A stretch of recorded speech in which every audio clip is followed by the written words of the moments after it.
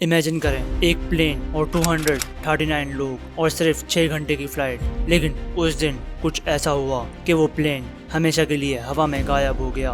किसी को समझ नहीं आया कि क्या हुआ। ना कोई मेडे कॉल, ना क्रैश सिग्नल, बस साइलेंस। एक प्लेन पूरी दुनिया के सैटेलाइट रडार सिस्टम से अचानक गायब हो गया। यही है MH370 की कहानी, जिसने दुनिया भर के साइंटिस्ट, इन्वेस्टिगेटर्स और फैमिलीज को परेशान कर दिया। साल 2014 8 मार्च की सुबह मलेशियन एयरलाइन की फ़्लाइट MH370 कोलालमपुर एयरपोर्ट से बीजिंग के लिए उड़ान भरती है। और जहाज़ भी दुनिया का सबसे सेफेस्ट जहाज़ बोइंग 777। प्लेन में 239 लोग थे, बच्चे, फैमिलीज, बिजनेस ट्रैवलर्स, सब अपनी मंजिल की तरफ जा रहे थे। लेकिन सिर्फ 40 मिनट बाद कुछ अजीब होने लगता है। प्लेन रडार पे था, सब नॉर्मल लग रहा था।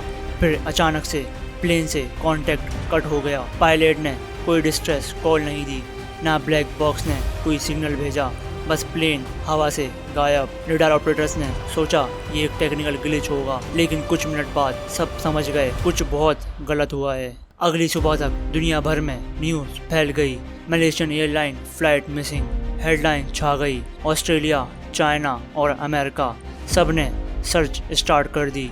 ओशन में 1 lakh square kilometre area scan किया गया, पर प्लेन का एक टुकड़ा भी नहीं मिला। क्या प्लेन ओशन में गिरा या कहीं और गया? यही सवाल दुनिया की हर न्यूज़ चैनल पर चल रहा था। एक हफ्ते बाद इन्वेस्टिगेटर्स को एक शॉकिंग क्लू मिलता है। फ्लाइट के कम्युनिकेशन सिस्टम मैन्युअली बंद किए गए थे। मतलब कोई तो था प्लेन के अंदर जिसने कम्युनिकेशन सिस्टम बंद किया था। और फिर प्लेन ने अपना रूट बदला। बीजिंग की डायरेक्शन की बजाय वो प्लेन साउथ इंडियन ओशन की तरफ मुड़ गया। अब सवाल ये था, किसने किया और क्यों किया?